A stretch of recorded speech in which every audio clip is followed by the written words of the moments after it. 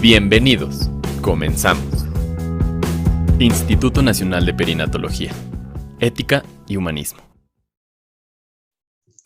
Hola a todos, ¿cómo están? Me da muchísimo gusto recibirlos el día de hoy en uno más de los webinars IMPER de este año que ya está finalizando.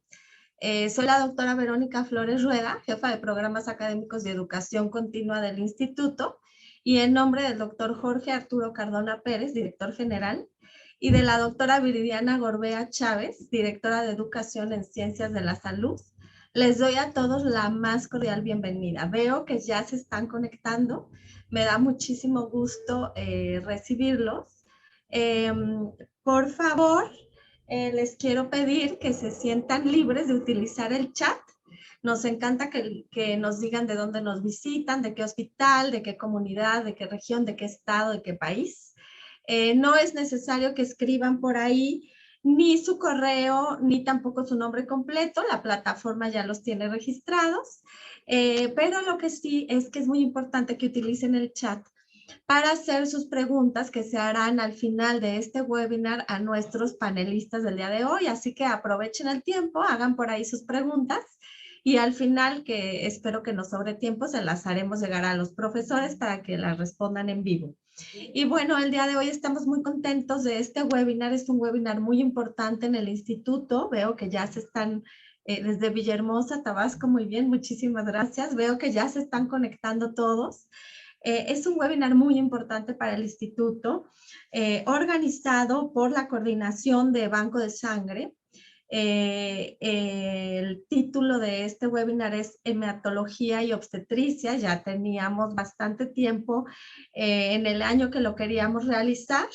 Y para coordinar está obviamente el doctor Samuel Vargas Trujillo, que es actualmente el coordinador de Banco de Sangre del Instituto Nacional de Perinatología, y él nos va a presentar, nos va a dar la introducción y nos va a presentar a todos nuestros panelistas. Adelante, doctor, bienvenido. Muy buenas tardes.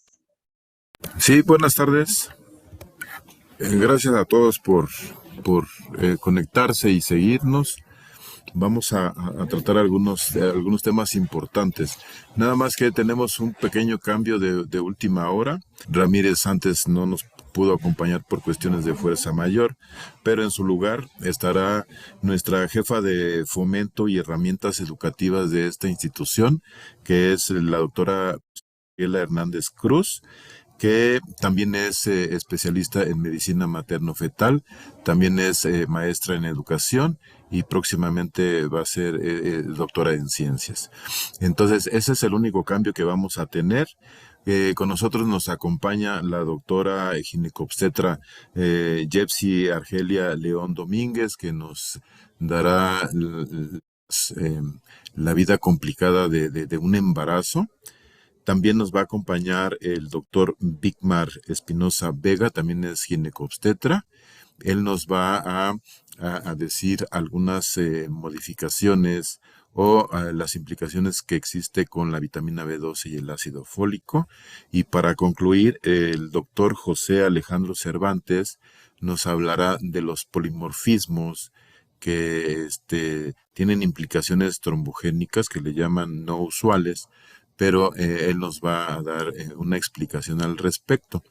Entonces, para comenzar, quiero compartirles este video en donde los hematólogos tenemos nuestro inicio en este fenómeno, en donde se van generando algunas modificaciones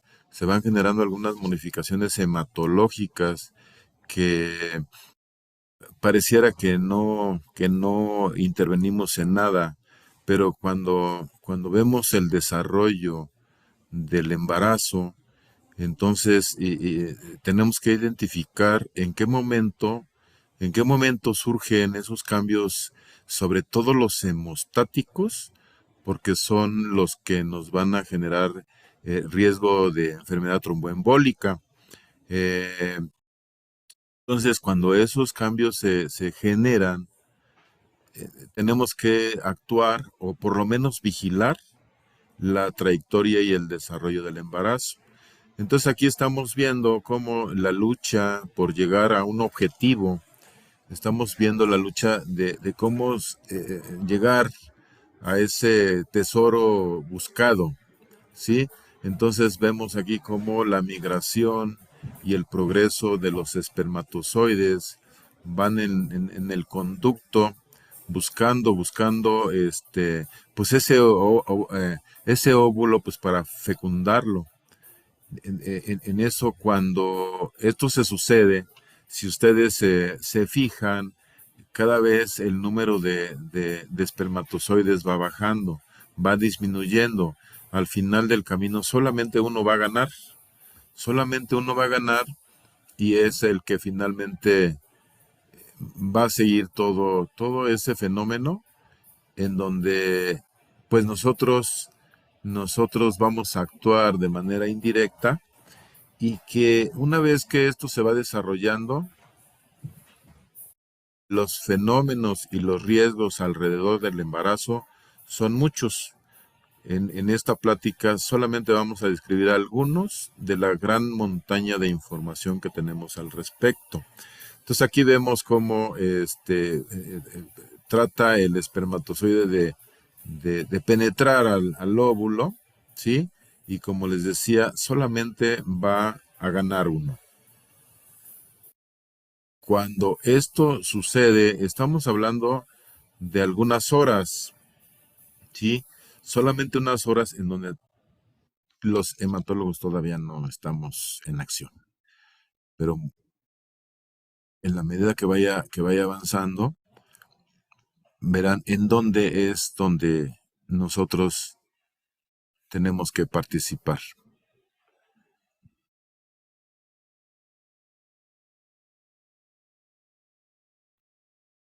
Perdón.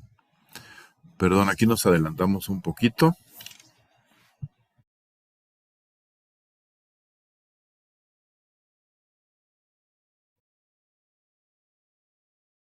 Entonces aquí ya transcurrieron varias horas en donde se está haciendo el intercambio genético.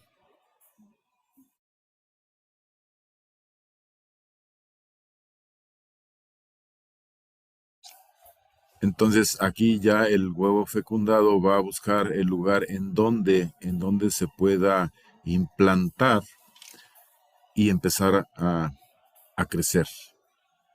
Aquí vemos la división. Ya para esto, pues ya las horas van transcurriendo y hasta aquí, pues parece que no ha pasado nada. Parece que todo está en orden, ¿sí? Y justo en este momento es cuando nosotros los hematólogos entramos en acción. ¿Por qué entramos en acción?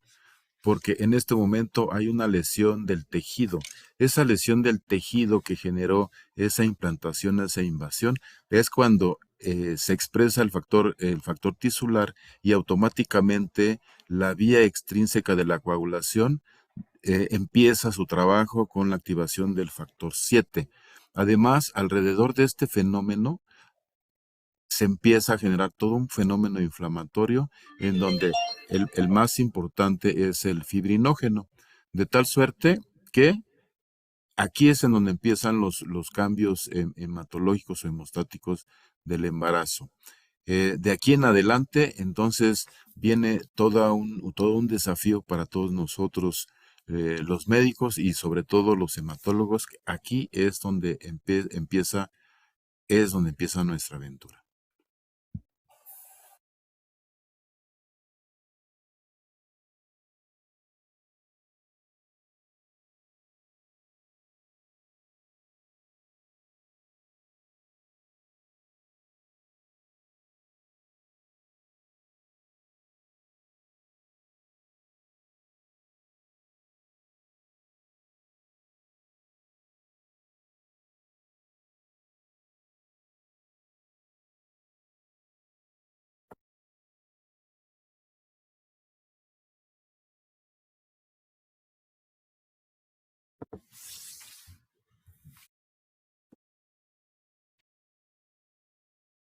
Muy bien. Cuando tenemos una paciente embarazada, entonces vemos el inicio de este video y pues hasta aquí todo está normal, el desarrollo continúa, el nacimiento se genera y todo bien, todos felices y contentos. Entonces, alrededor de este fenómeno, entonces, ¿qué es lo que sucede cuando las cosas se nos empiezan a poner mal? Entonces, para ello, necesitamos de ver las alarmas y tenemos que saber qué hacer en su momento. Entonces, para ello, cuando nosotros identificamos esa alarma, la primera alarma que tenemos es cuando nos piden la interconsulta. ¿Por qué? Porque ya no es un embarazo normal y entonces tenemos que entrar a alguno de los especialistas a ver qué es lo que está sucediendo. Y lo otro que muy frecuentemente en hematología vemos es que las pacientes en su mayoría son asintomáticas. Entonces ahí es cuando nosotros nos planteamos la primera pregunta. ¿Estamos ante una enfermedad benigna? ¿Estamos ante una enfermedad maligna? ¿Se trata de un fondo de hemostasia y trombosis o es alguna reacción adversa a la medicina transfusional que también se practica en estas instituciones? Y entonces de ahí ya es cuando nosotros empezamos a establecer las acciones a seguir. Va a continuar en la presentación de un caso clínico la doctora Jeffsy Argelia, un caso real de esta institución. Ok, bueno, buen día. Vamos a iniciar con el caso clínico y vamos a hacer una correlación estadística. Tenemos a una paciente de 24 años que inicia seguimiento en el instituto hasta las 27 semanas de gestación. Esta fue enviada con el diagnóstico de un embarazo gemelar bicoreal biamniótico y uno de los fetos con hidrops fetalis no autoinmune y un feto B sin alteraciones. Entre los antecedentes de importancia, pues tenemos una paciente originaria de Chiapas y residente del Estado de México. Como antecedentes personales patológicos, pues en el primer embarazo presentó preeclampsia, que tuvo que ser resuelto el embarazo a las 32 semanas, y también un segundo embarazo con una muerte fetal, era un embarazo gemelar, con resolución hasta las 37 semanas. Esto pues también nos da datos clínicos de que hay algún dato previo de antecedentes de insuficiencia placentaria. Como al ingreso es enviada con un ultrasonido con un bebé que tiene hidrops fetal con hidrotórax derecho y ascitis. Datos psicográficos de hipoplasia pulmonar izquierda, un área cardíaca desviada a la izquierda y líquido amniótico normal. Un gemelo B sin evidencia de efectos.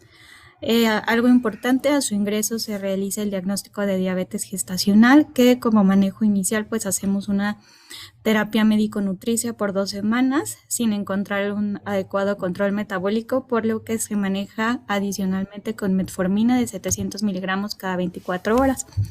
2 semanas después de que inicia el seguimiento en el instituto, ya teniendo un embarazo de 29.5 semanas, acude a urgencias por ausencia de movimientos fetales de 24 horas de evolución. A su ingreso observamos que los signos vitales se encuentran dentro de parámetros normales y la paciente se encuentra clínicamente estable. Se realiza una valoración por materno-fetal y se identifica que el feto A con hidrops fetal ya tiene, no hay evidencia de actividad cardíaca fetal y tiene edema pericraneal subcutáneo y generalizado, hidrotórax y ascitis. Y un feto B que se encuentra en adecuadas condiciones, con un crecimiento fetal adecuado y líquido amniótico normal. Se realiza registro cardiotocográfico del feto B, que se encuentra pues con actividad, frecuencia cardíaca basal normal, reactiva con variabilidad normal.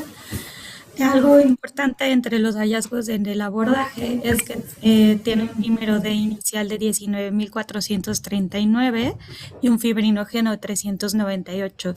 Los demás parámetros de hemoglobina, leucocitos, plaquetas, tiempos de coagulación, antitromina 3 se encuentran normales. Entonces, ¿qué es lo que tenemos ante este cuadro? Pues es un reto en la evaluación clínica. Hay que considerar que hay ciertos cambios fisiológicos en el embarazo que lo hacen un estado procoagulable. Vamos a encontrar una disminución en la fibrinólisis y los niveles y las concentraciones de dímero D van a ser diferentes en una paciente embarazada. Entonces, para tomar una buena decisión clínica de qué es lo que vamos a realizar en esta paciente, hay que tomar en cuenta la estabilidad hemodinámica, la sintomatología, pruebas de bienestar fetal y los laboratorios. De esta manera nos apoyamos en la valoración por hematología para determinar si alguno de estos parámetros nos puede hablar de un mayor riesgo de tromboembolismo venoso. Y bueno, como tal, si ya tenemos un óbito fetal, solo vamos a aumentar el riesgo de muerte fetal de nuestro segundo gemelo. Ante estos datos del dímero D y fibrinógeno, pues tenemos que hay una intensa actividad fibrinolítica, una disminución del fibrinógeno y como tal, pues un aumento de los productos de degradación de fibrina.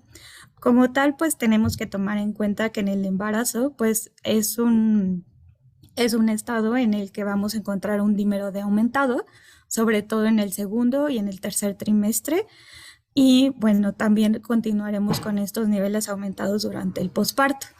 Enfermedades asociadas como artritis reumatoide, lupus eritematoso sistémico o cirugías, aquí en este caso cesáreas, pues nos pueden estar también influyendo un poco en estas concentraciones que encontramos. Entonces, se han intentado establecer una correlación clínica entre si los mismos niveles de dímero D en un paciente normal, no embarazado, que como punto de corte tomamos en 500 nanogramos para considerar que ya hay un riesgo de tromboembolismo venoso. Hay que tomar en cuenta que pues en el embarazo, ante este aumento y un estado procoagulable, los vamos a encontrar de manera diferente. En este estudio, pues se intentó observar los cambios normales del dímero D a lo largo del embarazo para establecer intervalos de referencia específicos. Este se hizo en 102 mujeres embarazadas sanas, como para determinar en el hospital de Cartagena, pues cuáles eran los parámetros que hay que considerar normalmente. Aquí pues se excluyeron a todas las pacientes que tenían alteraciones concomitantes con el estado de coagulación, cirugías, etcétera, o que como tal ya tenían un tratamiento anticoagulante. Como podemos observar tanto en la tabla como en la gráfica, hay un cambio significativo, un aumento significativo en el dímero D, tomando en cuenta que nuestro parámetro máximo, a diferencia de una persona normal, podemos tener en el primer, segundo y tercer trimestre niveles más aumentados, desde 1.394 hasta encontrar en el tercer trimestre 4.306. De esta manera, pues podemos correlacionar con otros estudios que toman en cuenta que en efecto, cada trimestre va a incrementar el dímero D y que podemos encontrar a parámetros hasta de 3.500 como máximo.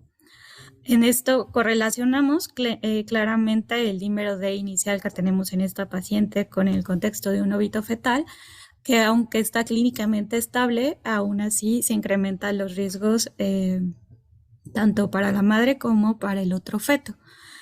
Con esto tenemos que tomar en cuenta que ante el escenario de un óbito fetal, pues vamos a tener también a una activación de los productos de inflamación, aumento de los detritos celulares que van a activar pues toda nuestra cascada de coagulación con el factor tisular, el factor 7 y el factor 12, que este mismo pues estimula el factor 7.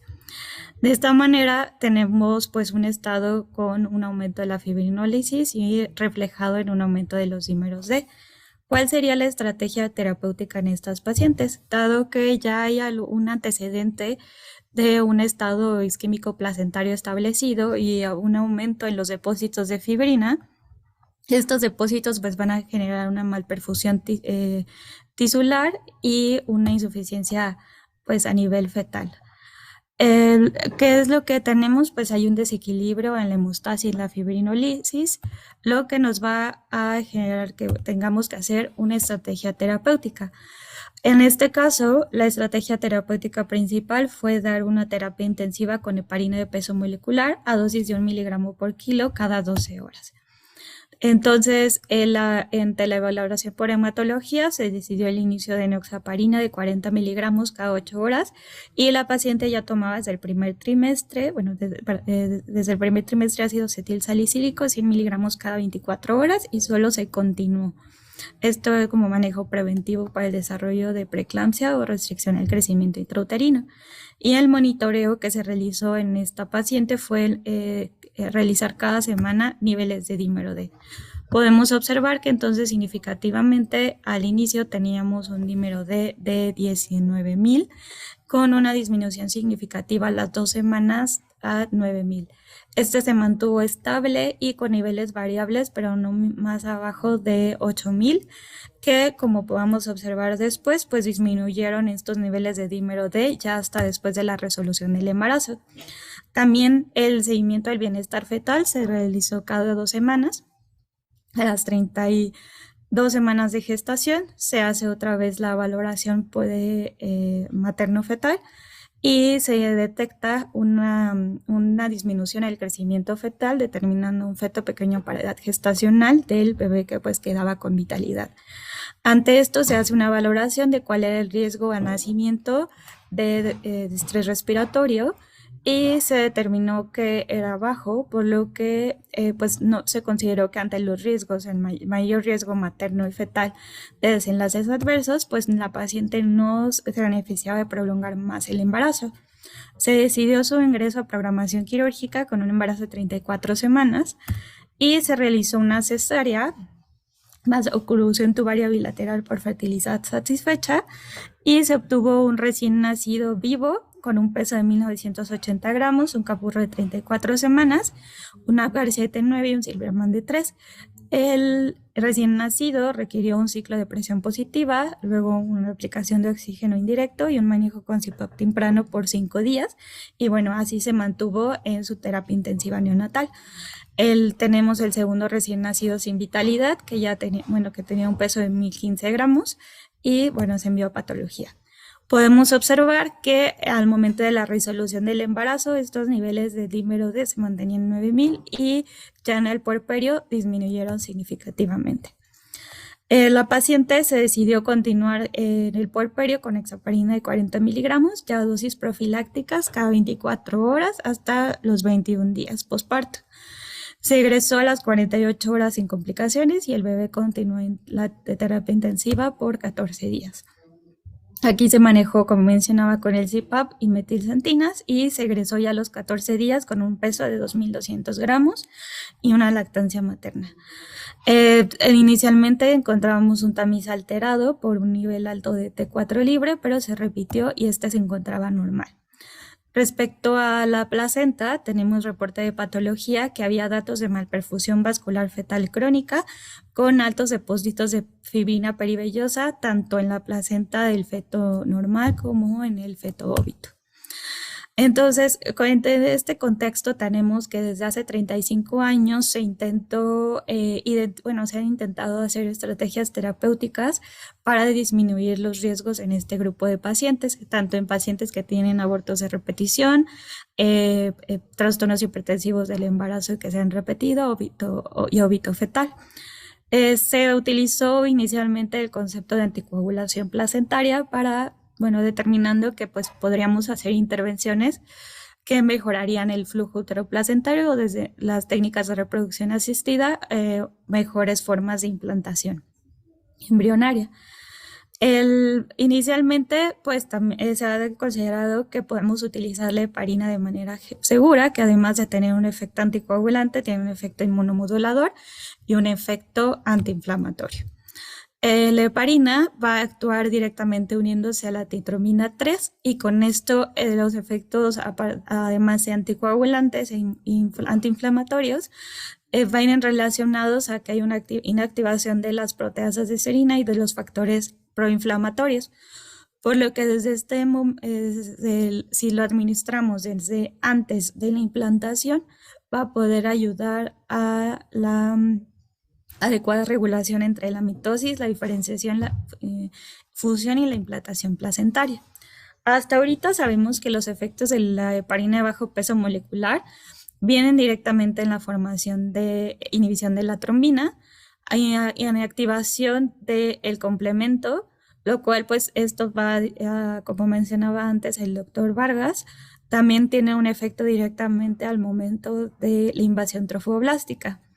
También si ya tenemos una malperfusión tisular establecida, nos va a ayudar a mejorar lo que es la función sistémica vascular, promoviendo la relajación vascular, disminución de la lesión endotelial y de esta manera pues tener un mejor flujo uteroplacentario.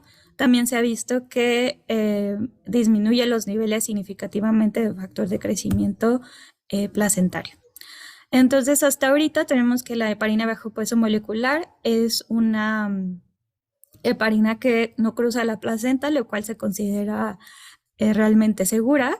La eficacia hasta ahorita ha sido controversial, sin embargo, pues lo que se ha descrito es que probablemente no estamos identificando algunos mecanismos que terminan de demostrar su efectividad. Las ventajas de la heparina bajo peso molecular, a diferencia de la no fraccionada, es que tiene una mayor vida media y mayor vida de disponibilidad. También algo importante a considerar es que la tasa de aclaramiento va a depender de la edad gestacional. Conforme vamos avanzando al segundo o tercer trimestre, esta tasa de aclaramiento va disminuyendo. Sin embargo, no hay necesidad de realizar un monitoreo.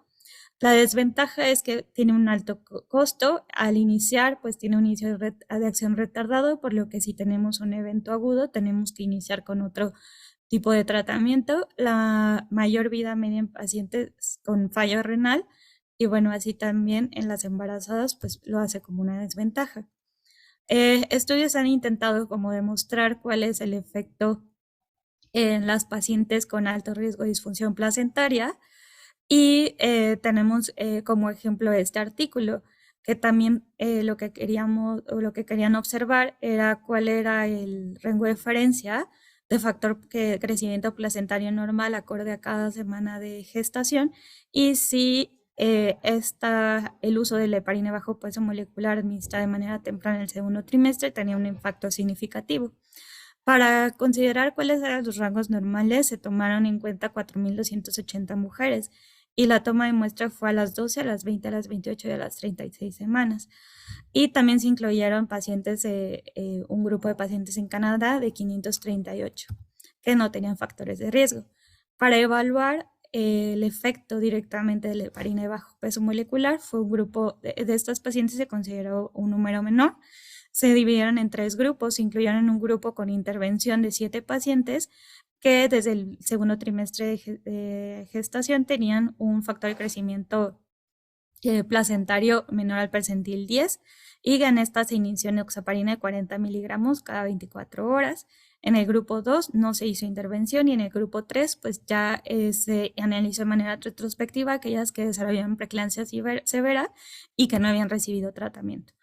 Entonces, podemos observar que significativamente las pacientes van incrementando este factor de crecimiento placentario a lo largo de los trimestres de gestación y comparando significativamente cuál es la intervención de la heparina de peso molecular en este grupo pequeño de pacientes, que fueron solo 7, observamos en nuestra gráfica que el uso de la terapia de heparina con bajo peso molecular desde el segundo trimestre aumenta significativamente estos niveles, haciendo una forma de protección en estas pacientes para mejorar o evitar complicaciones ante el riesgo de disfunción placentaria. Comparando estos 3 grupos, podemos observar que hubo una menor tasa de óbito fetal solo hubo un caso, en estas pacientes con la intervención de heparina de bajo peso molecular y en aquellas pacientes que tenían un trastorno de preeclampsia severa y no habían recibido esta intervención, pues tenían una tasa mayor de óbito fetal. También hubo un impacto significativo en el peso recién nacido al final del embarazo y en el uso de medicamentos antihipertensivos a lo largo de la gestación por la presencia de algún trastorno hipertensivo. Con esto podemos concluir que hasta el momento, pues obviamente es un reto la evaluación clínica de una paciente embarazada correlacionando si en ese momento podemos verla estable, pero hay que considerar los riesgos aumentados que tienen por los cambios fisiológicos y bueno, por los desenlaces adversos que se van presentando a lo largo de la gestación. Los beneficios de la heparina de bajo peso molecular en algunos estudios los ponemos como poco concluyentes, pero si podemos observar, en realidad no hay riesgos, por lo que podría ser mayor el beneficio de utilizarlo, aunque bueno, podemos tener un alto costo con su aplicación. Alternativas podrían existir, pero hasta el momento no tenemos tantas alternativas. Y bueno, siempre es importante tomar en cuenta que este grupo de pacientes que ya tenemos los antecedentes patológicos de trastornos hipertensivos en el embarazo previo, muerte fetal, pues hay que hacer un abordaje complementario y también hacer las intervenciones de manera temprana. Lamentablemente en esta paciente pues nos llegó al instituto hasta las 27 semanas, no pudiendo hacer como una intervención de manera más temprana. Y bueno, gracias. Muchas gracias a la doctora Yepsi. Un caso muy interesante. Aquí vale la pena convocar al escritor Gabriel García Márquez con la crónica de una muerte anunciada. Aquí tenemos la crónica de una coagulación intravascular diseminada anunciada que afortunadamente no fue. Para continuar, vamos le damos las gracias a la doctora Rosa Gabriela Hernández Cruz, que nos abordará otra de las complicaciones que existen y que también estamos involucrados los hematólogos, que es la restricción del crecimiento intrauterino y sus implicaciones en la obstetricia y en la hematología. Gracias. Adelante, doctora. Hola, buenas tardes. Agradecemos la invitación y agradecemos también a todos los que están acompañándonos en este webinar. Vamos a platicar un poco de la restricción del crecimiento intrauterino, las implicaciones obstétricas y hematológicas. Para iniciar, me gustaría que nos adentráramos al concepto de síndrome placentario o síndrome isquémico placentario, como causa o como consecuencia. Esto es importante porque cuando hablamos de restricción de crecimiento intrauterino, nosotros tenemos que identificar factores de riesgo que pueden llevar al daño placentario o bien la consecuencia de ese daño placentario, un resultado perinatal adverso asociado a una restricción de crecimiento intrauterino.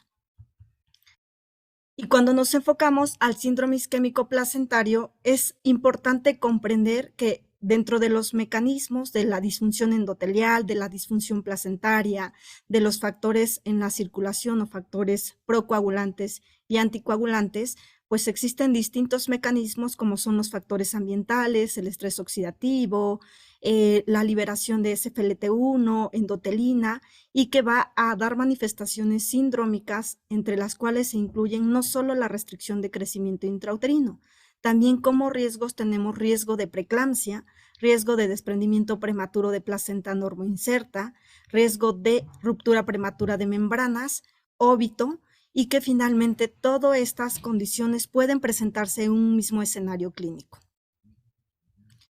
Ahora, cuando nosotros hablamos del origen placentario, porque finalmente cuando hablamos de síndrome isquémico placentario, nosotros estamos ante el escenario de una paciente que ya tiene manifestaciones tanto maternas como fetales, específicamente y las más estudiadas, restricción de crecimiento intrauterino y preeclampsia.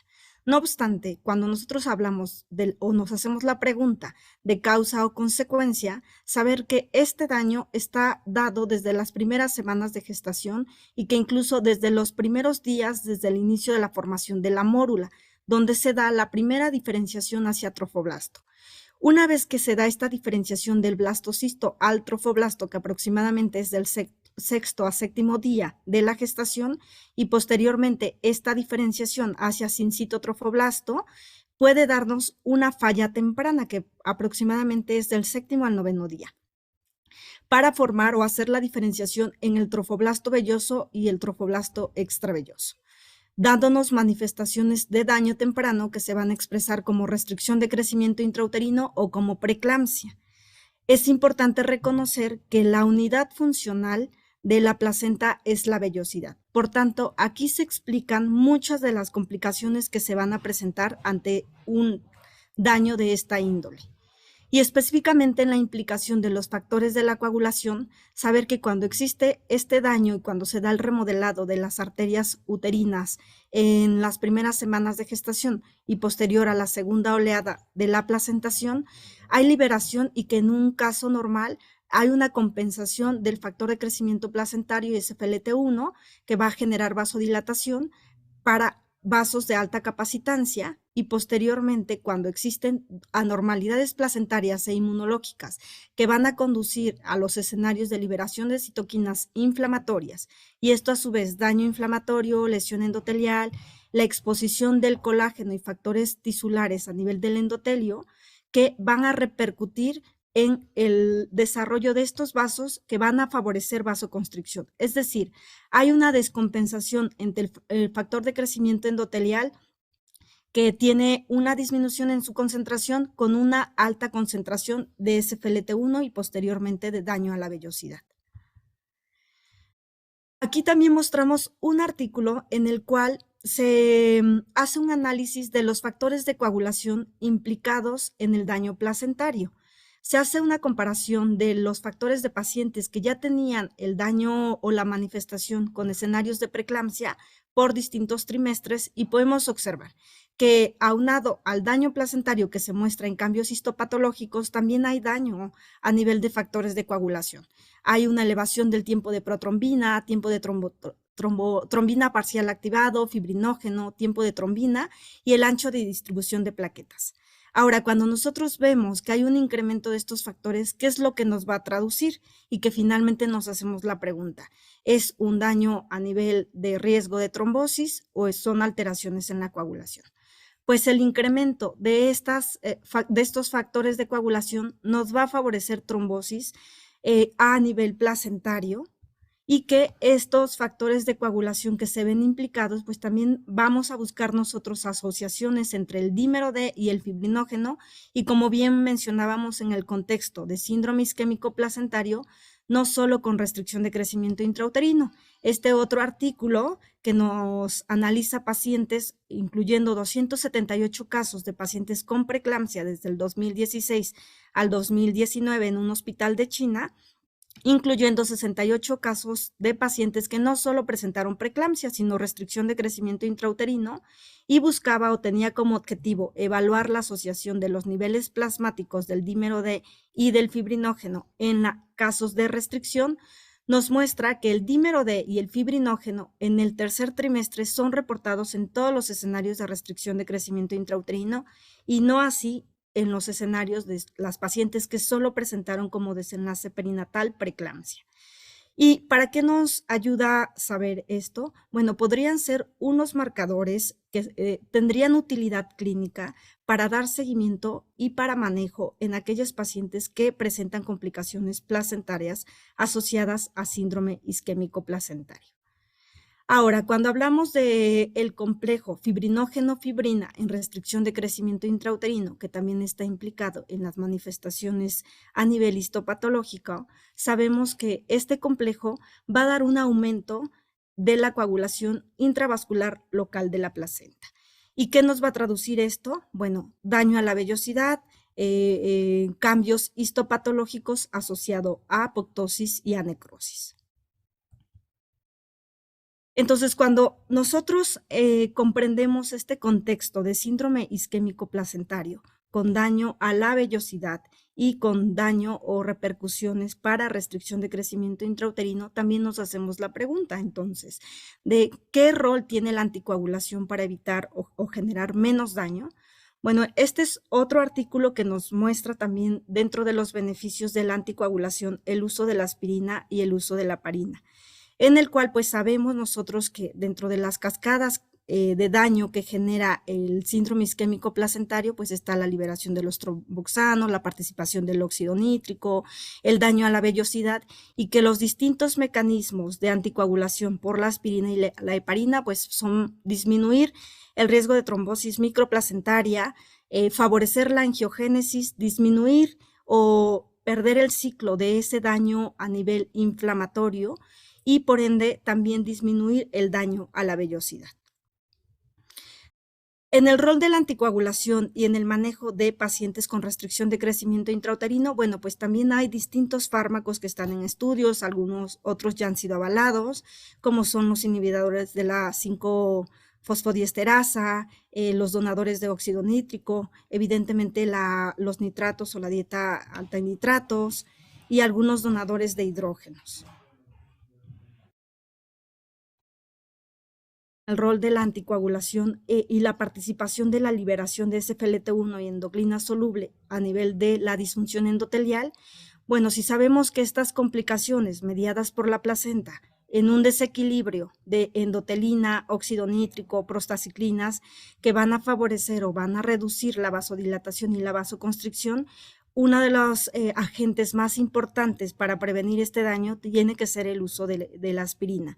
Y cuando nosotros observamos los resultados respecto a qué momento favorecer del uso de la aspirina en aquellas pacientes que son identificadas con riesgo de síndrome isquémico placentario, podemos observar nosotros que menos de las 16 semanas es donde tiene mayor impacto, con intervalos de confianza significativos.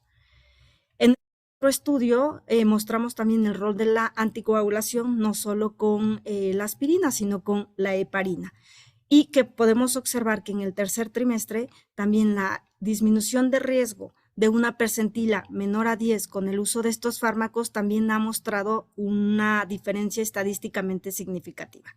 ¿Qué queremos nosotros llevar en este escenario del rol de la anticoagulación? Bueno, primero, identificar los factores de riesgo de aquella paciente que tiene alto riesgo para desenlaces perinatales adversos asociado a daño placentario. Asimismo, aquellos fetos con restricción de crecimiento intrauterino ya identificados, bueno, aunado a la primera intervención que es el uso de la aspirina, también nosotros podríamos mejorar la hemodinamia de esos fetos y el pronóstico de esos fetos probablemente con la selección adecuada de la anticoagulación. Y a manera de conclusión, saber que la restricción del crecimiento intrauterino fetal se asocia no solo con la morbilidad perinatal a corto plazo, como son el parto pretérmino, la asfixia perinatal intraparto.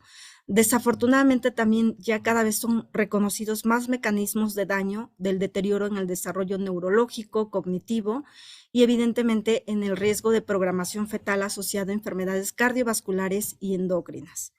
¿Por qué es importante esto? Porque en primer lugar nosotros tenemos que identificar los factores de riesgo y hacer tamizaje de riesgo en todas las pacientes.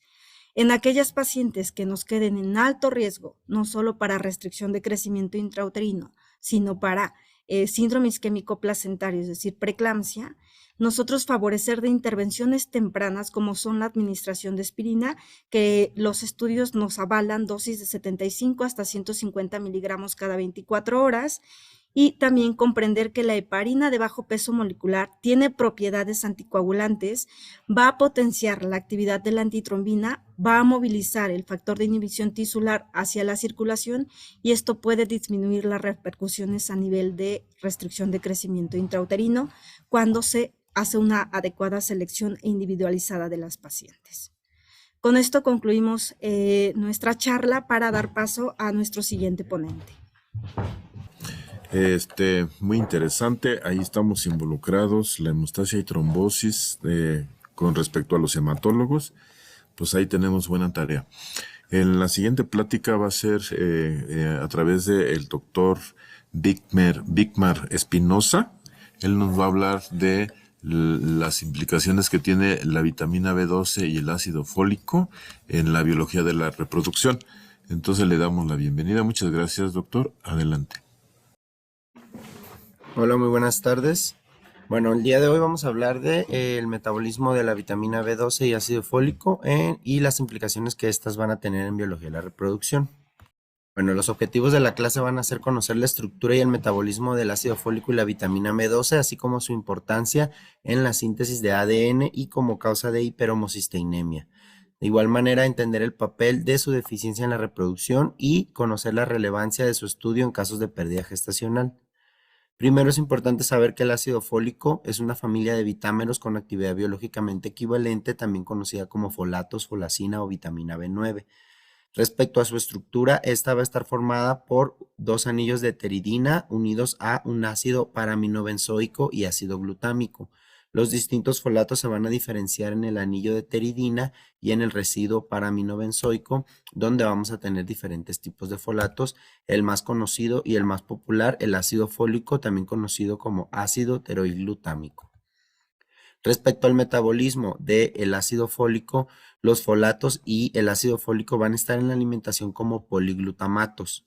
Ambos van a ser hidrolizados a monoglutamatos por la enzima glutamato carbopeptidasa tipo 2 y de esta manera van a ser metilados a 5-metinil tetrahidrofolato, el cual viajará en el plasma unido a la albúmina y a la proteína ligadora de folato asociado a membrana.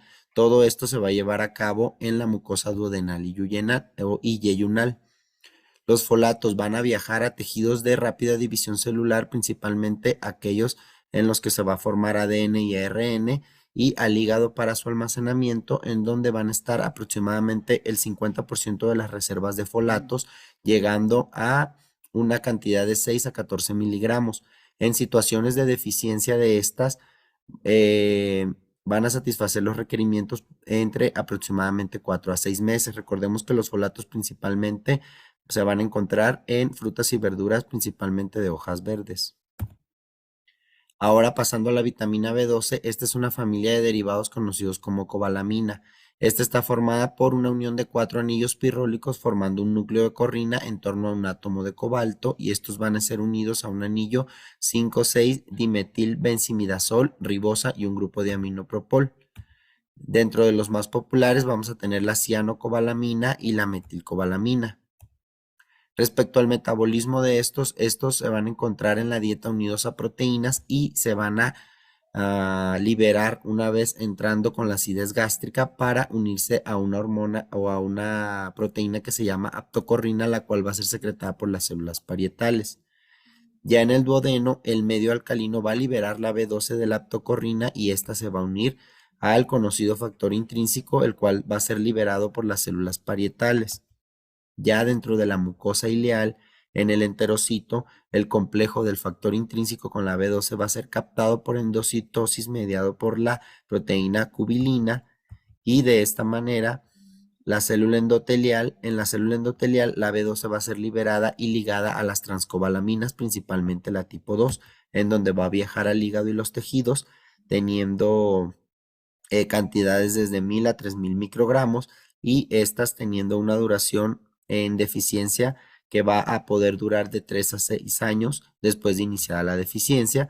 Estas principalmente recordemos que se van a encontrar en alimentos de origen animal, y esta deficiencia va a ser muy común en pacientes que son vegetarianos estrictos. Ya hablando del metabolismo intracelular, que es el más importante, ya cuando el ácido fólico en forma de 5-metinil tetrahidrofolato y la B12 van a ingresar al citoplasma, en donde van a participar interactivamente.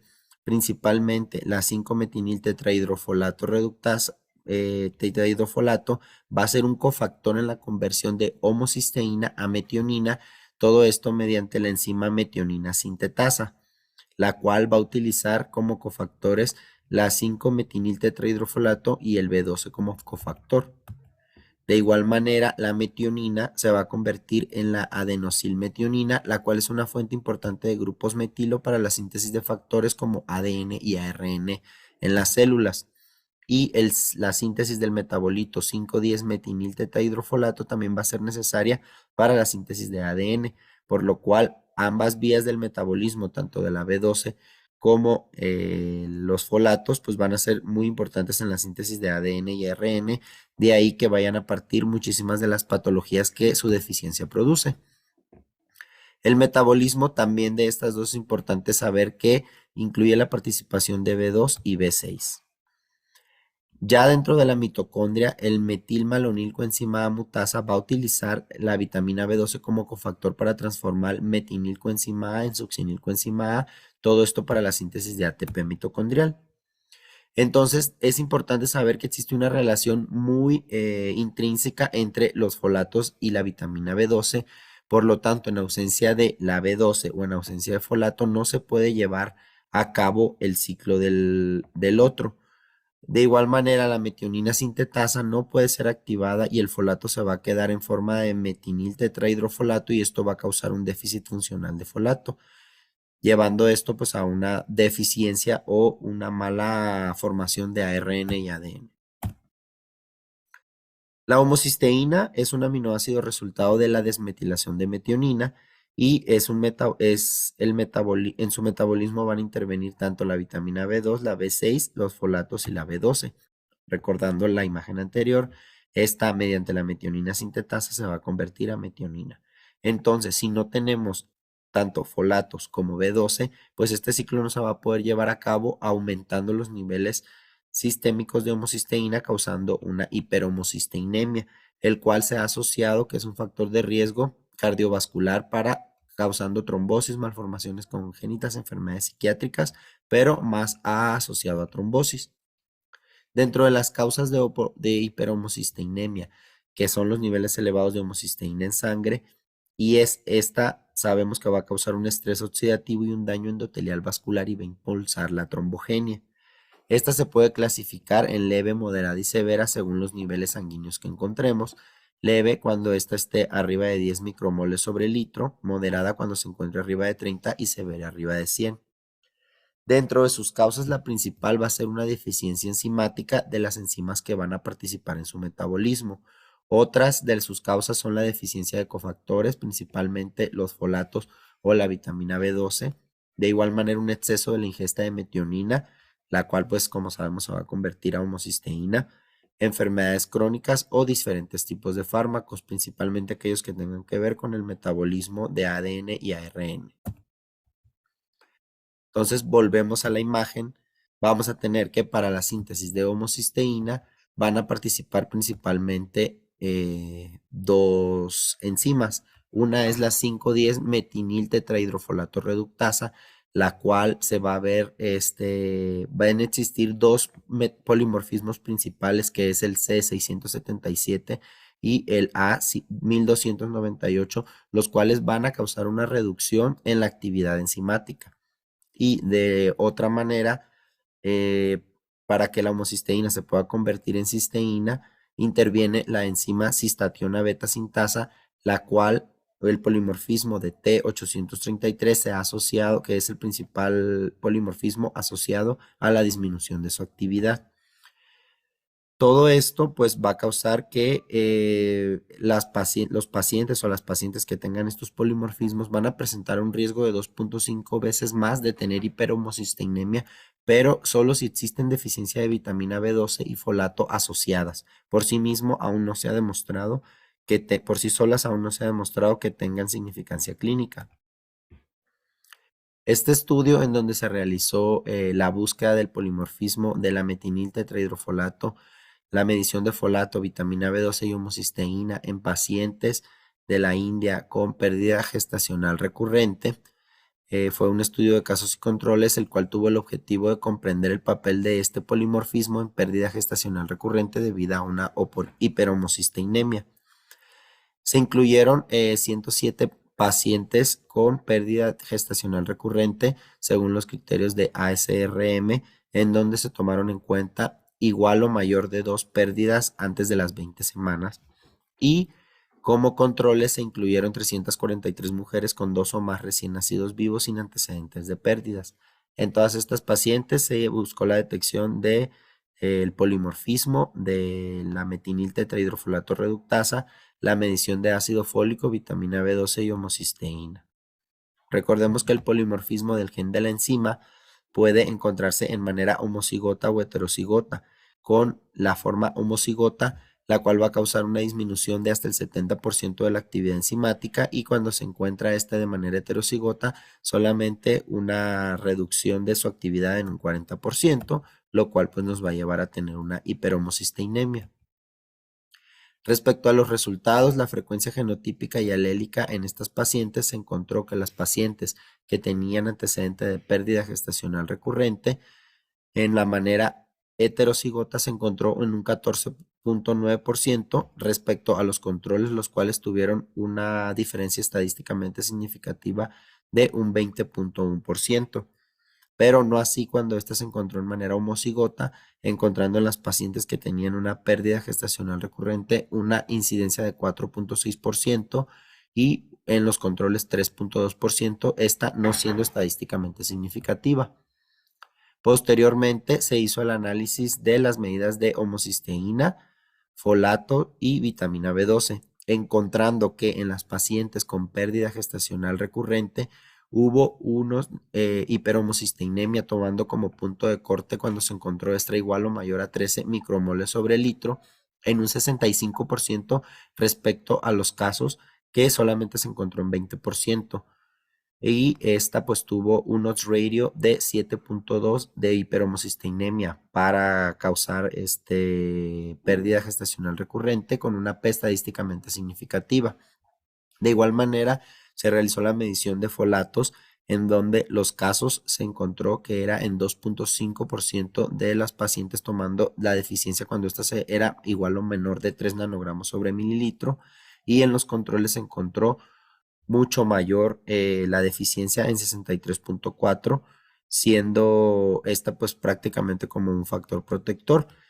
De igual manera se realizó mediciones de vitamina B12, en donde los casos tuvieron una disminución de esta o una deficiencia, tomando como punto de corte cuando esta se encontraba por debajo de 200 picogramos sobre mililitro, encontrando en los casos una incidencia de 64.2% y en los controles solamente 8.2%, calculando un odds ratio de 6.3 con una P estadísticamente significativa, por lo cual ellos concluyen que la distribución genotípica de la mutación de metinil tetrahidrofolato reductasa entre los casos y controles no había ninguna diferencia significativa. Sin embargo, en las pacientes que tuvieron el polimorfismo sí se asoció un aumento significativo de homocisteína respecto al grupo de los controles, y que en las pacientes con hiperhomocisteinemia y la deficiencia de B12 sí se encontró que eran factores de riesgo significativos para una pérdida gestacional recurrente, con un odds ratio de 7.0 y 16.3%, con una P ambos estadísticamente significativa. Otro estudio que valoró los niveles alterados de ácido fólico, vitamina B12 y homocisteína para saber si estos se asociaban a una pérdida temprana del embarazo, tomando como punto de corte abajo de 12 semanas. Ellos realizaron un estudio clínico que se trató de un estudio de casos y controles, y a la misma vez realizaron un metaanálisis. En el estudio de casos sin controles, ellos incluyeron 83 pacientes con antecedente de pérdida gestacional temprana y 70 pacientes que tenían un embarazo sano sin antecedentes de pérdida antes de las 12 semanas. Y respecto al metaanálisis, incluyeron 4 estudios que valoraban la asociación de ácido fólico respecto a una pérdida gestacional temprana, 2 estudios que valoraban la asociación entre vitamina B12 y 3 estudios que la valoraban la pérdida con homocisteína, con los niveles de homocisteína. Estas son las características clínicas y demográficas de los pacientes que se incluyeron en el estudio, principalmente de casos sin controles, en donde pues se trató de parear 1 a 1 aproximadamente. Son 2 grupos bastante homogéneos, y se realizó la medición del ácido fólico, vitamina B12 y homocisteína, tomando como punto de corte una homocisteína un ácido fólico abajo de 4 nanogramos sobre mililitros. Se encontró que en el grupo control había una deficiencia de 7.1%, respecto al 4.8 en las pacientes que tenían pérdida gestacional temprana, encontrando una P no significativa o una diferencia no significativa entre ambos. Respecto a los niveles de vitamina B12, tomando como punto de corte abajo de 200 picogramos sobre mililitros, se encontró que el grupo control solamente se encontraba una deficiencia en el 10% de las pacientes respecto al 34.9% de las pacientes con antecedentes de pérdida. Estas con una P estadísticamente significativa, calculando un odds ratio para asociación de 4.8%. Y igualmente los niveles de homocisteína, tomando como punto de corte arriba de 10 micromoles sobre litros para tomarlo como hiperhomocisteinemia, se encontró que en el grupo control solamente era en 50% respecto al 56.6% en las pacientes que tenían antecedentes de pérdida, encontrando pues no una asociación estadísticamente significativa con una P pues que era de 0.4. Y sin embargo se realizó se unieron las pacientes que tenían deficiencia de vitamina B12 con hiperhomocisteinemia, aquí encontrando que el grupo control solamente lo tenía en 7.1% respecto a las pacientes con pérdida gestacional, se encontró que era el 27.7%, calculando un odds ratio de 4.9 con una P estadísticamente significativa. Haciendo el análisis ya de los niveles respecto de la media de los niveles sanguíneos entre los controles y las pacientes con pérdida gestacional, se encontró que las pacientes con el ácido fólico sí se encontró una P estadísticamente significativa con mayores niveles en las pacientes que tenían antecedentes de pérdidas gestacionales. De igual manera, las pacientes que tenían pérdida gestacional se encontraron niveles mucho menores de vitamina B12 respecto a los controles, con niveles de 385 versus 294. De igual manera, las pacientes se les realizó la medición de homocisteína, encontrando niveles en los controles de 11.3 respecto a 13.5 en las pacientes con antecedentes de pérdida, encontrando una P estadísticamente significativa. Posteriormente se realizó un análisis, un metaanálisis de diferentes estudios. Se realizó asociación entre los niveles de ácido fólico y pérdida gestacional, incluyéndose aquí 3 estudios más el previo casos y controles que se incluyó, encontrando que ya se ajustó estos límites y se encontró que el límite menor y el límite mayor pues no cruzaban la unidad, entonces no se encontró asociación entre los niveles alterados de ácido fólico con el riesgo de pérdida gestacional temprana. No así cuando se hizo el metaanálisis, incluyendo un estudio y el presente estudio de casos y controles para la vitamina B12 y su asociación con pérdida gestacional temprana, en donde aquí sí se demostró una asociación entre los niveles bajos de vitamina B12 con una P estadísticamente significativa para el riesgo de pérdida gestacional temprana. Y por último, se realizó la asociación entre los niveles de homocisteína con pérdida gestacional temprana, en donde aquí también se demostró una asociación entre los niveles altos de homocisteína con el riesgo de pérdida gestacional temprana con una P estadísticamente significativa, por lo cual ellos concluyeron que la deficiencia de vitamina B12 y los niveles elevados de homocisteína sí son factores de riesgo independientes para pérdida gestacional temprana y de mayor riesgo cuando se combinaban ambos. Actualmente tenemos una base de datos aquí en el instituto en donde en este año se han incluido 14 pacientes captadas con diagnóstico de pérdida gestacional recurrente y un polimorfismo de la metiniltetrahidrofolato reductasa. De estas pacientes, 9 cuentan, el 64% de 9 pacientes se ha encontrado que tienen un polimorfismo de la C677T. De estas, todas han sido homocigotos y de 36% o 5 pacientes se ha encontrado un polimorfismo de A1298C. Dentro de estas 4 en una manera heterocigota y 1 en manera homocigota. Sin embargo, los valores promedios de homocisteína, ácido fólico y vitamina B12 de todas las pacientes, a pesar de que no se ha encontrado, no tenemos todavía un punto de corte interinstitucional para estos, se ha encontrado que la homocisteína se encuentra en niveles promedio de 7.7 micromoles sobre litro, con la paciente que tenía mayores niveles en 10.3. De igual manera, el ácido fólico es una media de 20.5 y la paciente que tenía menores niveles en 7.5. La vitamina B12 con una media de 380 picogramos sobre mililitro y la paciente que tenía menores niveles en 334. Si lo comparamos con los estudios previos, ninguna sale dentro del rango de normalidad de los puntos de corte que ellos utilizaron. Y para las pacientes con la mutación de 1298AC, los valores promedios también entran dentro de la percentila normal para los estudios previos. A pesar de que no todas las pacientes igual han tenido recolección de estos, todavía seguimos pues recolectando esta muestra.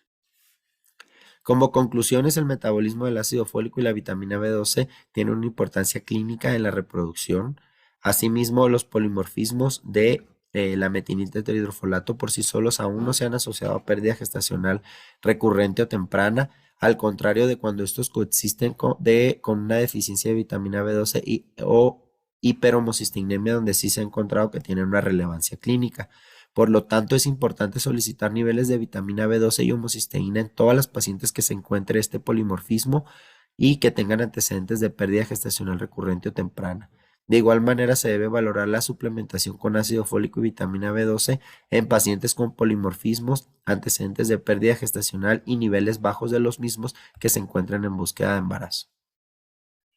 Sería todo, muchas gracias.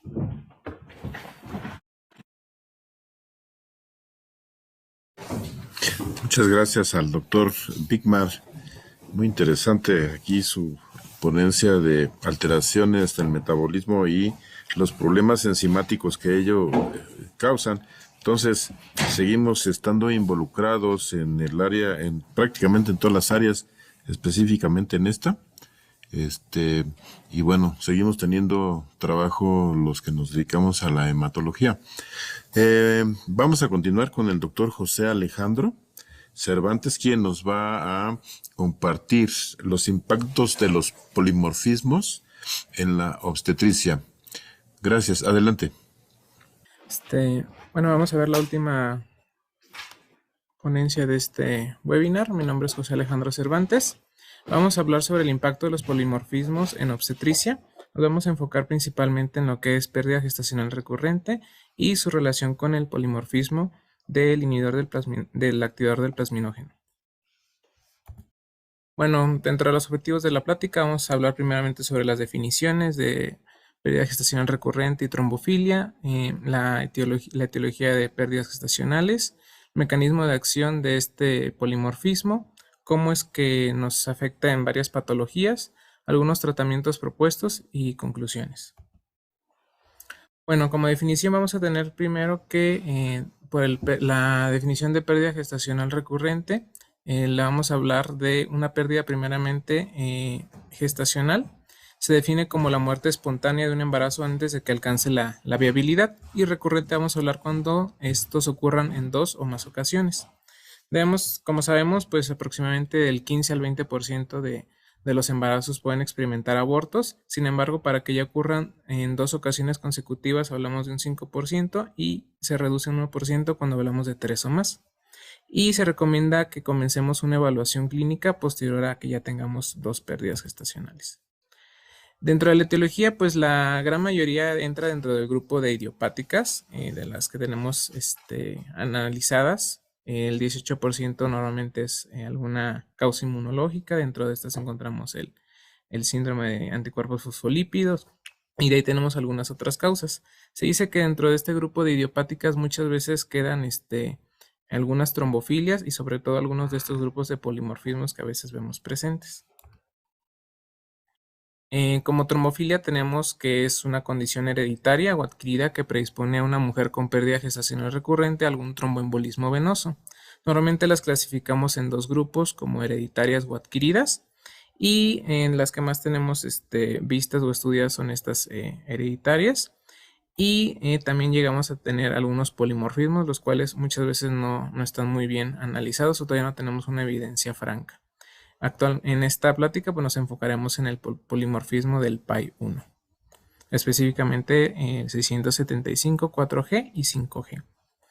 Bueno, tenemos que el PAI-1 pues es una glicoproteína, normalmente de 379 o 381 aminoácidos. Se encuentra expresada en el cromosoma 7 y los polimorfismos que están asociados a un aumento de este inhibidor son el 4G y el 5G. Y como lo mencioné anteriormente, pues la variación, la inserción de lesión en el par de base 675. Y esto se va a estar relacionado con aumento de este inhibidor. También existe el inhibidor tipo 2, el cual se va a expresar principalmente en el trofoblasto y en macrófagos placentarios, y el tipo 3, el cual es conocido también como inhibidor de la proteína C, y este normalmente está involucrado en los órganos reproductores masculinos y también se ha asociado a infertilidad cuando está anómalo.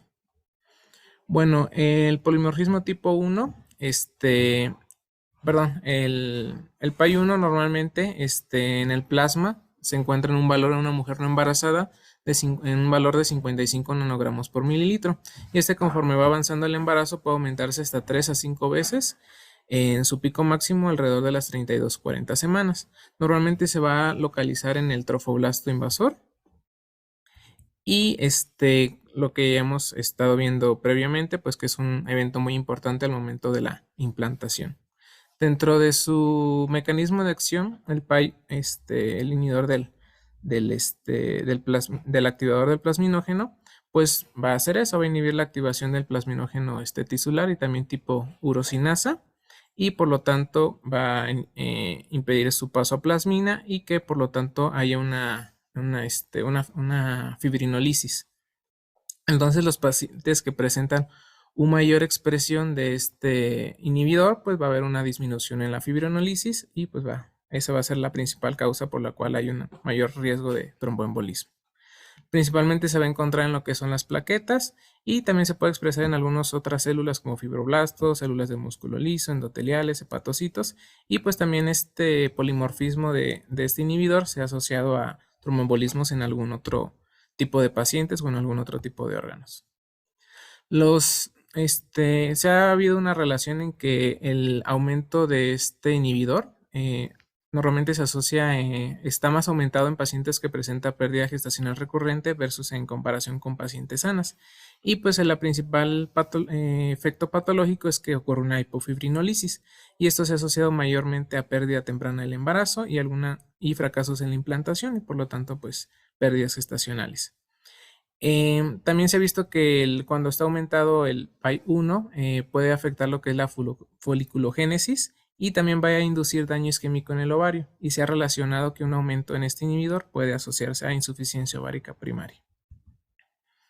Como hemos visto, pues la trombosis está relacionado con muchas alteraciones durante la gestación. Específicamente lo que es el PAI-1 se ha asociado a preeclampsia porque normalmente igualmente afecta lo que es una adecuada implantación.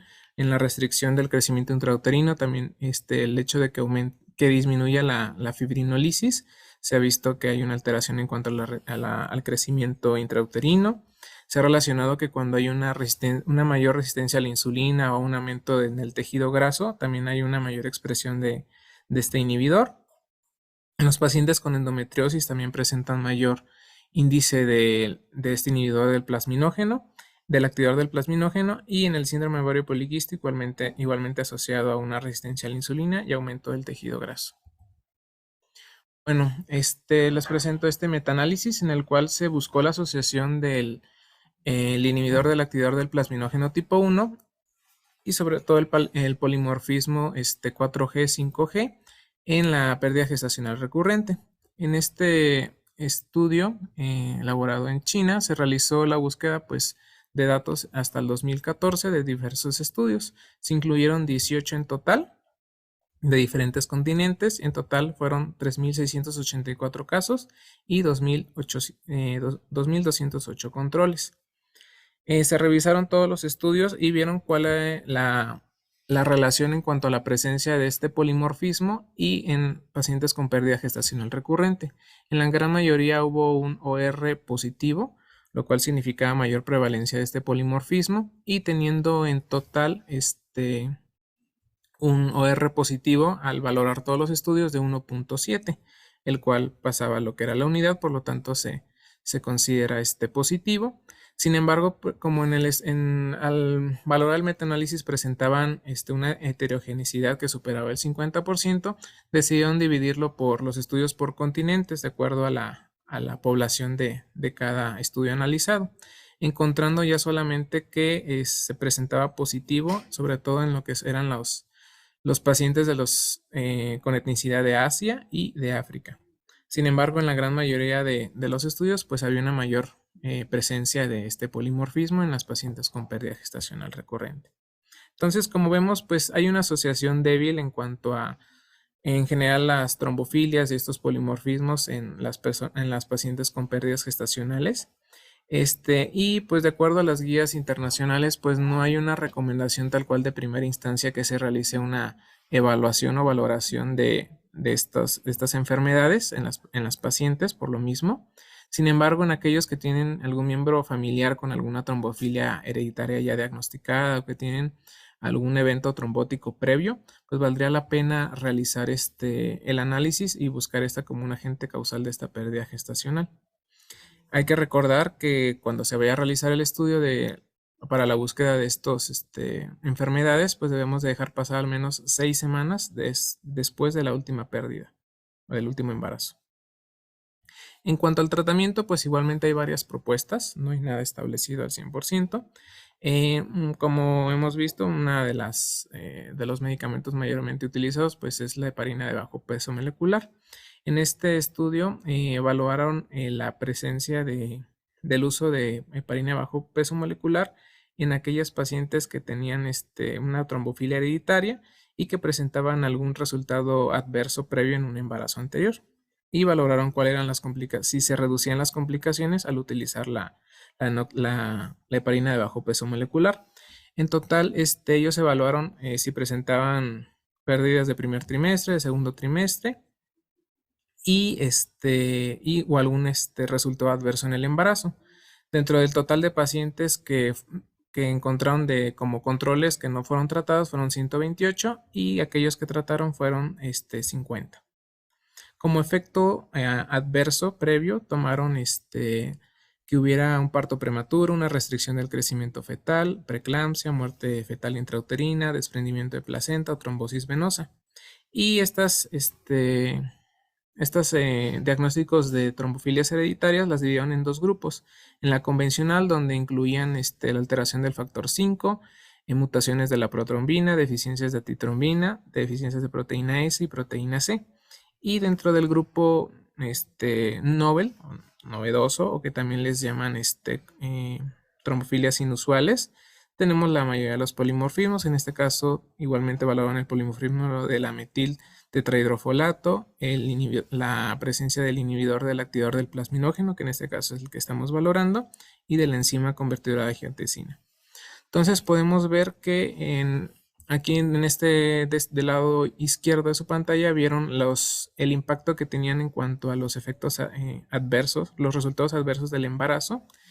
Separaron los grupos de los cuales sí no trataron con la heparina de bajo peso molecular y las que sí trataron con heparina de bajo peso molecular, y las dividieron en los diferentes grupos de trombofilias, en las convencionales y las novel. Vemos que en cuanto a las convencionales, pues realmente solamente hubo una disminución significativa en la muerte fetal intrauterina al momento de utilizar este tipo de heparina. Y lo que sí en las trombofilias novel, ahí donde se incluían los polimorfismos, hubo una mayor disminución en cuanto a parto pretérmino, la presencia de restricción del crecimiento intrauterino e igualmente la muerte fetal intrauterina. Fueron significativas, entonces esto pues apoya el uso de la heparina bajo peso molecular en aquellas pacientes que se detectan estos polimorfismos. Un trabajo que realizamos aquí en el hospital, en el cual analizamos los pacientes atendidas del 2017 al 2022 y en las cuales se detectaron pérdida gestacional, que cumplían el diagnóstico de pérdida gestacional recurrente y el polimorfismo del PAI-1. Los analizamos, en total se juntaron 17 pacientes en este periodo de tiempo Y pues como vemos, la gran mayoría tenían algún otro factor agregado en cuanto que podían producir infertilidad, y igualmente un 47% llegaba a presentar alguna otra trombofilia agregada, no solamente el polimorfismo del PAI1, siendo la principal la mutación de la metiltetraidofolato reductasa. Esta igualmente vemos el resultado al momento posterior, que ya presentaban la pérdida gestacional recurrente y se trataron con diferentes terapéuticas. La gran mayoría posteriormente al tratamiento con diferentes anticoagulantes, pues tenían un embarazo exitoso, siendo en total de las 17 pacientes tratadas, 15 fueron, perdón, de las 17 detectadas, 15 fueron tratadas y en 11 se lograron un embarazo exitoso con un recién nacido vivo. Entonces, pues tenemos una importante resolución de la patología cuando tratamos este tipo de trombofilias o polimorfismos. Entonces, como conclusión, tenemos que las guías actuales pues no recomiendan, como ya les había comentado, el estudio inicial en las pacientes con pérdida gestacional recurrente, hacer un estudio de trombofilias y pues especialmente los polimorfismos, ya que no se ha establecido bien en cuanto a las guías. Y pues no hay ninguna evidencia para hacer un tratamiento anticoagulante. Sin embargo, pues de acuerdo a los estudios que les presenté y a lo que hemos visto, pues es importante dar tratamiento cuando las detectemos. Y pues pensar en como una alternativa de diagnóstico y tratamiento del polimorfismo del PAI1 cuando pues no encontremos alguna otra causa de las principales que nos pueden ocasionar una pérdida gestacional recurrente. Eso sería todo por mi parte. Gracias. Muchas gracias para el doctor José Alejandro, muy interesante los polimorfismos. Tenemos algunas preguntas, con esto concluimos la sesión del día de hoy. Tenemos unas preguntas en el chat. Nos preguntan, ¿qué es mejor, la heparina de bajo peso molecular o la heparina no fraccionada? Contestando la pregunta de qué es mejor, la de bajo peso molecular o la heparina no fraccionada, va a depender el escenario clínico hematológico al que nos estemos enfrentando. Hablando específicamente de daño placentario, riesgo preimplantacional, la heparina no fraccionada no hay evidencia o estudios contundentes que nos mencionen que atraviesa placenta. De hecho, para eventos trombóticos es segura por esta condición de protección hacia el feto, disminuir riesgos de eventos de sangrado. No obstante, la heparina de bajo peso molecular, como sería en este caso la enoxaparina, sería la de elección para daño placentario y disminución de resultados perinatales adversos asociados a preeclampsia, restricción de crecimiento intrauterino, parto pretérmino, óbito. Sí, gracias, doctora. Otra pregunta que nos hacen es ¿en qué momento iniciar la heparina de bajo peso molecular? ¿Ya cuando se conoce el embarazo o cuando se piensa en la búsqueda del mismo? Lo ideal para iniciar la heparina de bajo peso molecular es cuando se inicia la búsqueda del embarazo, para que cuando se dé la concepción y la implantación ya tengamos como las dosis profilácticas, o en caso de pacientes que se identifiquen especialmente desde el primer trimestre y ya con embarazo, pues lo ideal es iniciarlo desde este entonces, para evitar que cuando ya se complete completamente la implantación y la placentación, pues ya tengamos las dosis profilácticas. Ya si se debe considerar después la suspensión por el alto costo, pues ya se valorará como alguna otra alternativa, pero lo ideal es iniciarlo desde antes. Sí, gracias, doctora Jepsi. Otra pregunta que nos hacen es ¿hasta cuándo se recomienda el uso de la heparina de bajo peso molecular ya cuando se está embarazada? Ok, respecto al uso de la heparina de bajo peso molecular, es importante tener muy claro que no sustituye la primera intervención, que es la administración de aspirina profiláctica, que generalmente se deja en pacientes con factores de riesgo placentario hasta las 36 semanas de gestación. Ahora, hablando de la heparina de bajo peso molecular va a depender de los factores de riesgo. Una, si ya se presentó el síndrome isquémico placentario, es decir, fetos con restricción de crecimiento intrauterino, pues generalmente la dejamos hasta el momento de la resolución, o pacientes con factores de riesgo para eventos trombóticos también deberíamos nosotros dejarla como profilaxis para todo el embarazo. Gracias, doctora. Gracias. Otra pregunta. Les voy a leer textualmente, así, porque es una paciente especial. Desconozco en dónde está, pero sus opiniones son importantes. Dice, yo entré porque estoy diagnosticada con homocigoto para la mutación del PAI. He tenido 2 embarazos bioquímicos. El sábado tuve un beta positivo, pero baja 10.2. A las 72 horas aumenta a 24.8. Estoy con multivitamínico, folato y enoxaparina, 40 miligramos subcutáneos cada 24 horas. Desde el día de la transferencia embrionaria, mi duda es si la dosis es insuficiente y por ello la beta no aumenta. Hola, buenas tardes. Pues si es la causa o no, muy probablemente no sea la causa. La dosis que está utilizando de los 40, pues está bien, ya que es la dosis utilizada como para profilaxis. Entonces habría que ver si hay alguna otra causa que esté produciendo que la beta no aumente adecuadamente. Pero como causa que sea el hecho de que no sea una dosis suficiente, si es una dosis suficiente para la profilaxis para evitar un evento trombótico. Entonces la dosis es adecuada. Gracias, doctor Alejandro. Una pregunta más, no sé si nos lo permita el comité organizador. ¿Todavía hay algunas preguntas más? Solo una, doctor, porque ya finalizó el tiempo, por favor. Bien. Gracias. La última pregunta, nos dicen que si hay una dosis de impregnación para la heparina de bajo peso molecular. Ok, respondiendo a nuestra última pregunta, por cuestiones de tiempo, no hay una dosis de impregnación, es acorde a los factores de riesgo. Es distinto los escenarios de aquellas pacientes que ameritan anticoagulación. Por ejemplo, pacientes portadoras de válvula mecánica, pacientes con ya un factor identificado trombótico, que ellas sí serían otros fármacos, serían dosis ajustadas en escenarios individualizados, pero como dosis profiláctica no hay una dosis de impregnación ni una dosis de mantenimiento. Bien, muchas gracias, doctora Rosa Gabriela. Pues con esto, ya por cuestiones de tiempo, ya no podemos contestar las demás. Hay otras más también interesantes. Le agradezco a la dirección de enseñanza, especialmente a la doctora Edith Verónica Flores por la oportunidad de brindarnos y abrir este espacio. Buenas tardes y que tengan bonita tarde.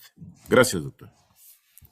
Al contrario, doctor Vargas, muchísimas gracias a usted por traernos este webinar de tanta calidad. Aún en efecto, como bien dice el doctor Vargas, se quedaron muchas preguntas en el tintero. Doctor Vargas, si usted me lo permite, le voy a compartir el chat y el registro para que usted pueda responder. Ojalá que le puedan responder al público directamente a su correo las preguntas que quedaron pendientes. Sería como un lindo detalle. Les agradecemos mucho. Nos visitaron de muchísimos lugares para los panelistas y para todos los que nos están viendo. Muchas gracias a todos los asistentes que nos visitaron desde Latinoamérica, Perú, Nicaragua, de Guatemala, de Argentina y de Paraguay. Es un placer y un honor que nos visiten a través de estos webinars IMPER. También muchísimas gracias al Hospital Materno Infantil doctor Nicolás M. Cedillo Cedesa,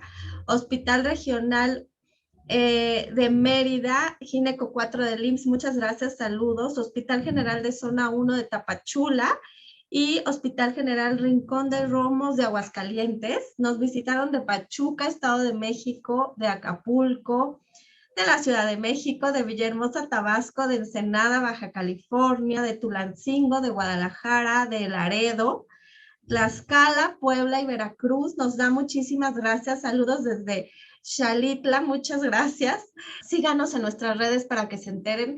Buenas tardes, hasta luego y hasta la próxima. Gracias a todos los panelistas. Hasta luego.